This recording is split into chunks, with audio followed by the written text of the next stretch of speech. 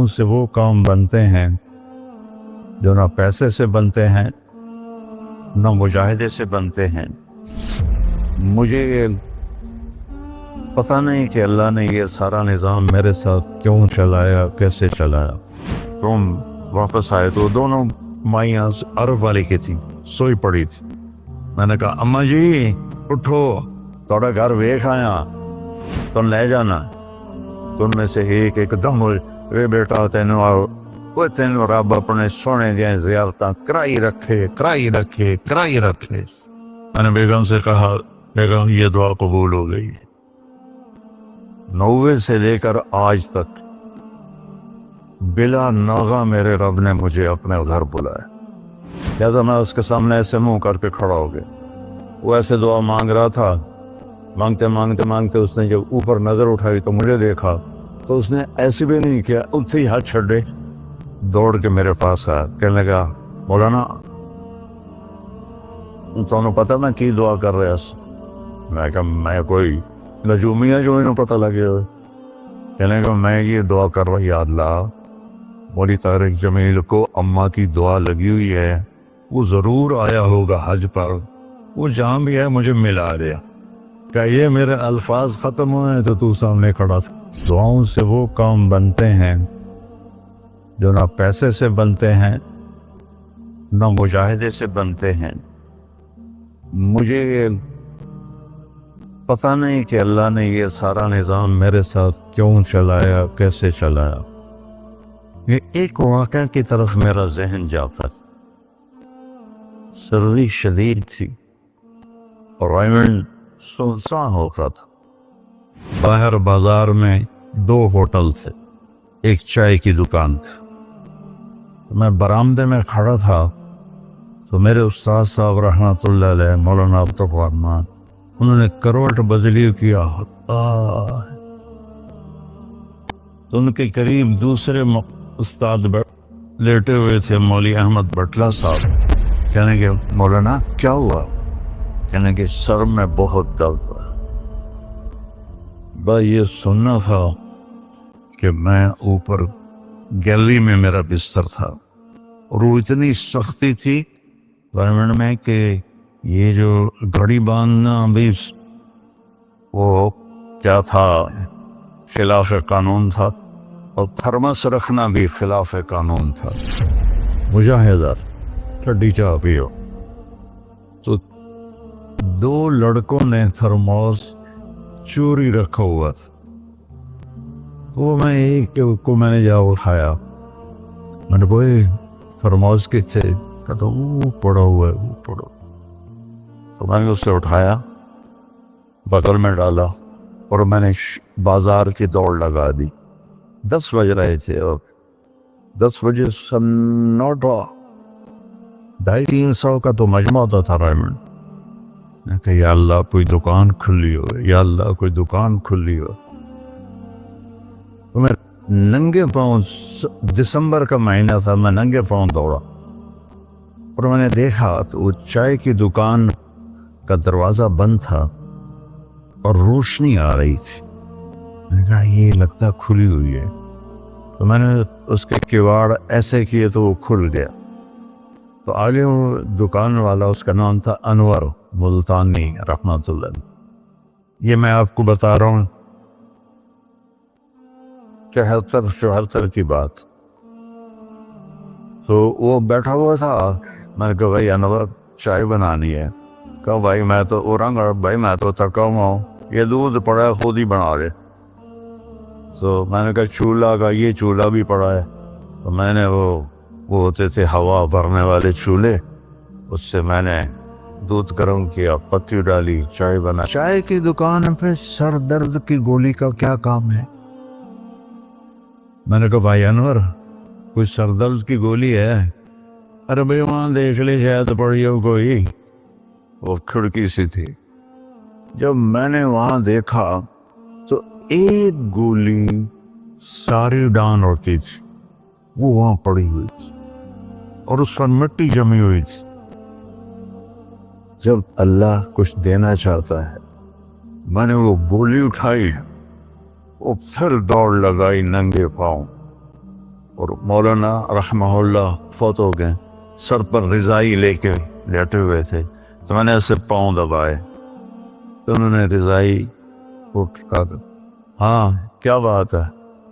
میں نے کہا جی یہ چائے ہے اور یہ سر درد کی گولی ہے، آپ کو درد ہو رہا ہے، نوش فرمائیں۔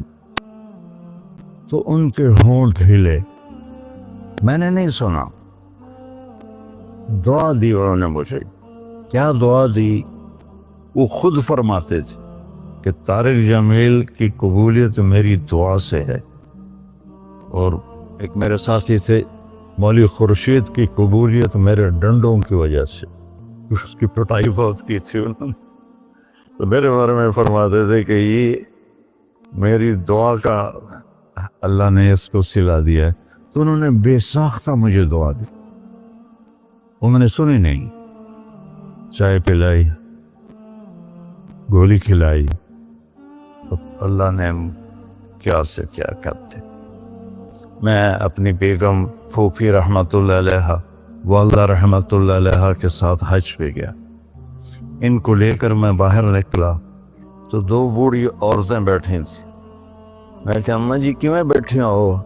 کہ پوتا راہ بھول گئی ہیں۔ اب میرا بھی وہ دوسرا حج تھا، مجھے بھی مدینہ کا حدود اربا پتہ نہیں تھا۔ میں کہ کوئی ہے تھوڑے کول کارڈ؟ انہوں نے کہا اے کارڈ ہے۔ میں کہا آ جاؤ، اور دونوں چل پڑی۔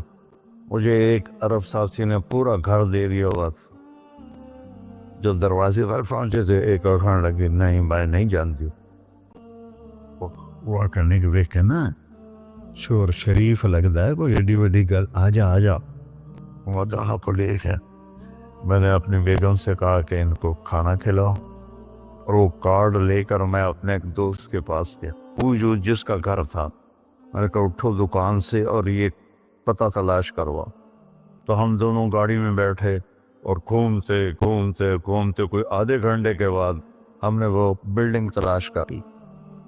تو ہم واپس آئے تو دونوں مائیاں عرب والے کی تھی، سوئی پڑی تھی۔ میں نے کہا اماں جی اٹھو، تھوڑا گھر ویکھ آیا، تم لے جانا۔ تو ان میں سے ایک دم ہوئی، اے بیٹا تینوں آؤ، وہ تینوں رب اپنے سونے دیا زیارتاں کرائی رکھے کرائی رکھے کرائی رکھے۔ میں نے بیگم سے کہا بیگم یہ دعا قبول ہو گئی۔ 90 سے لے کر آج تک بلا ناغہ میرے رب نے مجھے اپنے گھر بلایا۔ ایک 94 کا حج نہیں ہوا کہ وہ میری انگلینڈ تشکیل ہو گئی تو میں وہاں چلا گیا، پے در پے حج عمرہ حج عمرہ حج عمرہ حج عمرہ۔ یہ 3 سال کووڈ کے جو آئے تھے نا وہ ناغہ ہے۔ تو میں ہمیشہ کہتا تھا کہ اماں دی دعا۔ اب ایک مزیدار قصہ سنا کے پھر نماز پڑھنی میں طواف کر رہا تھا تو میری نظر پڑی جواز وسیم پر، وہ مقام ابراہیم پر نفل پڑھ کے نا بیٹھ کے دعا مانگ رہا تھا۔ تو میں وہاں کھڑا ہو گیا، میرے ساتھی نے کہا طواف پورا کرنا بھی ہے۔ میں کہا پتہ نہیں اٹھ کے کتنے چلا جاوے، لہٰذا میں اس کے سامنے ایسے منہ کر کے کھڑا ہو گیا۔ وہ ایسے دعا مانگ رہا تھا، مانگتے مانگتے مانگتے اس نے جب اوپر نظر اٹھائی تو مجھے دیکھا، تو اس نے ایسے بھی نہیں کیا، اتھے ہی ہاتھ چھڑے دوڑ کے میرے پاس آیا، کہنے لگا مولانا تمہیں پتہ میں کی دعا کر رہا سا؟ میں کہا میں کوئی نجومی ہے جو انہوں پتہ لگے ہوئے؟ کہنے لگا میں یہ دعا کر رہا، یا اللہ مولی طارق جمیل کو اماں کی دعا لگی ہوئی ہے، وہ ضرور آیا ہوگا حج پر، وہ جہاں بھی ہے مجھے ملا دیا۔ کہ یہ میرے الفاظ ختم ہوئے تو تو سامنے کھڑا تھا۔ تو اس میں آپ کو دعائیں ملیں گی بڑی زبردست۔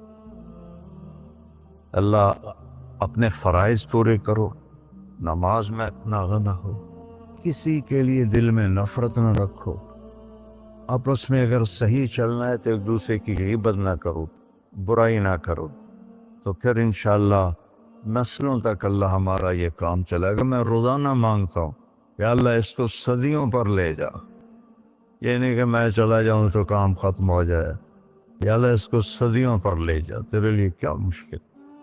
تو میں آپ سب کا شکر گزار ہوں، اور یہ جو انہوں نے اتنا خوبصورت انتظام کیا ہے اس پر بھی انتظام والوں کا بڑا شکر گزار ہوں۔ پتہ ہے اس بستی کا نام کیا تھا پرانا؟ ڈل لالا۔ ڈل کہتے ہیں اس کنویں کو جس میں پانی نہ ہو، اس کو ڈل کہتے ہیں۔ تو یہاں پہلے آبادی نہیں تھی۔ 1945 میں ہمارا گاؤں ہے وہ ادھر حسین پراڑی والا، وہ 300-400 سال پرانا گاؤں ہے۔ تو جیسے برادریوں میں ہو جاتی ہے خبر، تو وہ کچھ ہوا ہوگا ہماری تو پیدائش سے پہلے۔ تو میرے تایا رحمۃ اللہ علیہ میاں حق نواز، انہوں نے آ کر یہاں گھر بنایا۔ اس وقت اس نے 50,000 روپیہ خرچ کیا تھا۔ تو 1948 میں پھر ان کے چھوٹے بھائی تھے میرے والد، انہوں نے آ کے گھر بنا لیا۔ تو اس گاؤں کی ابتدا ہوئی اور بسم اللہ ہوئی۔